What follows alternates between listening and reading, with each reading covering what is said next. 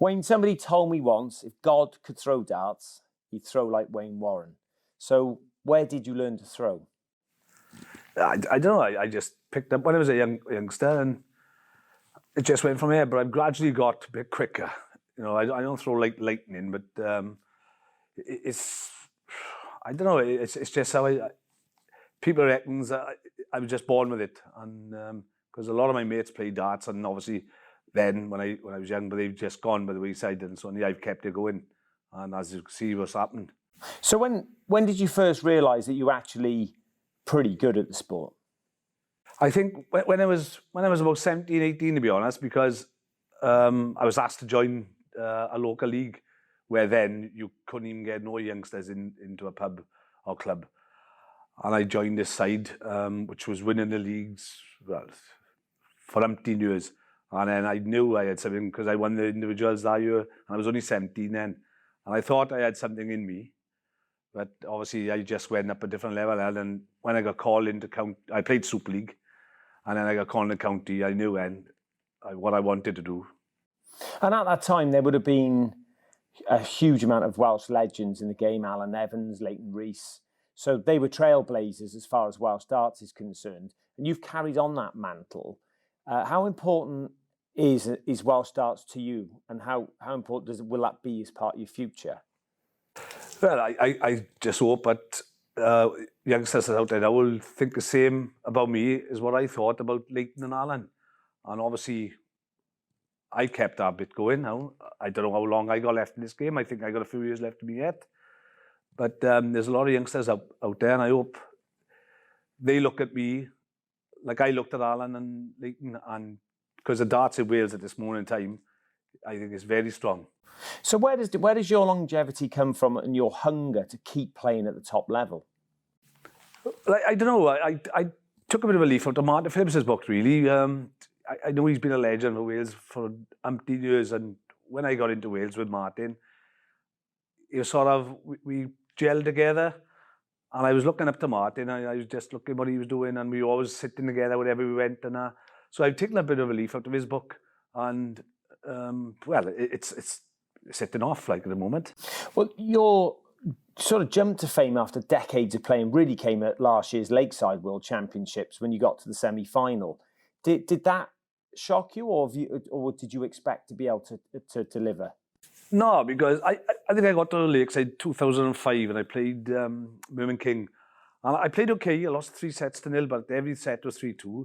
But then I had a bit of a lull. I just had a bit of setbacks, and then I had an accident and all that, and the papers they put on it. But I wasn't that. It was just I just took a respite, and I just didn't go to any tournaments. I just played county. But I don't know. I still wasn't happy that I didn't do the circuit. And since I've been doing a circuit, it's been a massive improvement, simple. And going forward into the World Championships this year, you had some fantastic games. Your first round was against Justin Thompson, who was quite a slow player. But you came to, that was a tough game to come through, wasn't it?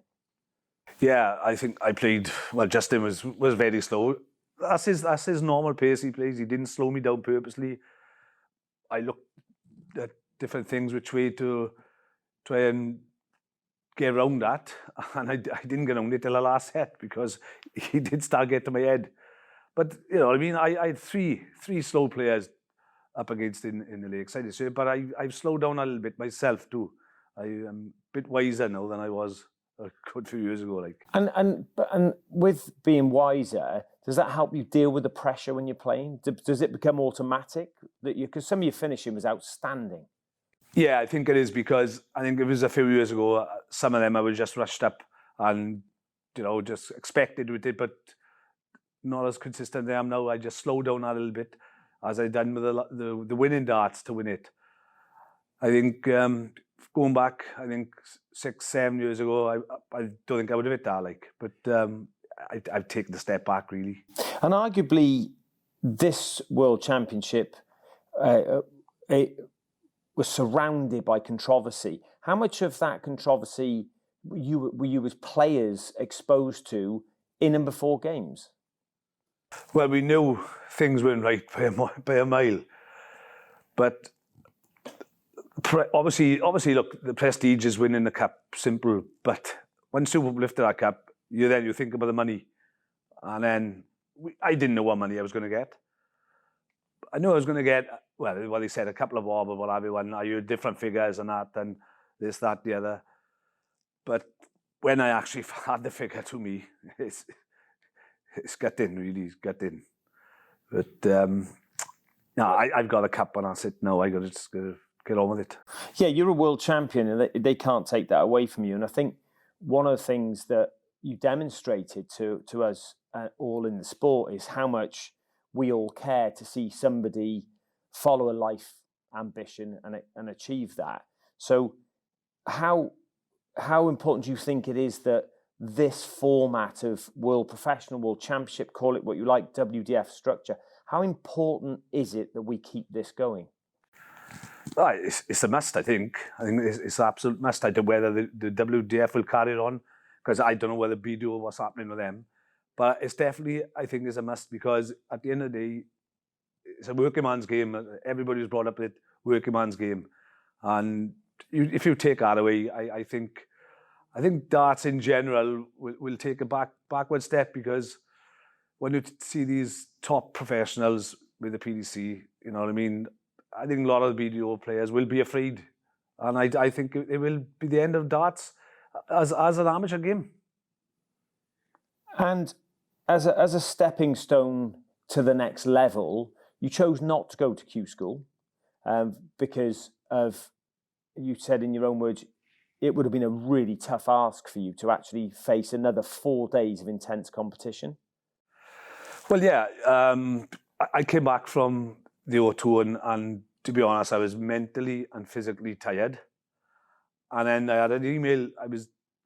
I phoned my manager and I said about not going and that. And he said, look, sit down and have a think about it. And which I was doing.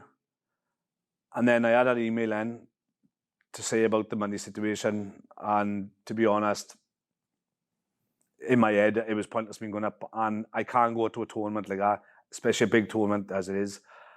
Then I thought, I need to regenerate money for that cup. So I'm going to be as busy as I can this year. So I just didn't want to do the two. I can't do the two together. So I'm concentrating on this for this year. PDC next year, maybe. Yeah, because the Lakeside World, or Lakeside, the O2 World Championship brings with it a huge kudos. And like you say, there's going to be a lot of exhibition work. So you can pick up on that as a positivity for you. So you're planning on this year being a busy year for you? I hope it's going to be a very busy year, to be honest. That's my plan, is push in as much work as I can.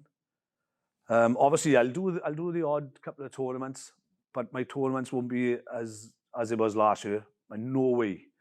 But I want as many exhibitions and presentations, whatever I can put in, really, throughout this 12 months. And what's your reception been like since you've come home? It's been great back in my local village. I've taken the cup round the schools and what have you, and I've still got loads to do. But my local village has been great, to be fair. But they haven't even seen a lot of me, actually.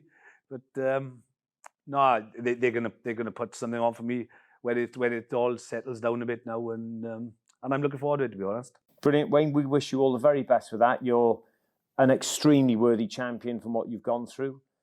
Best of luck for this year. Thank you very much. Thank you.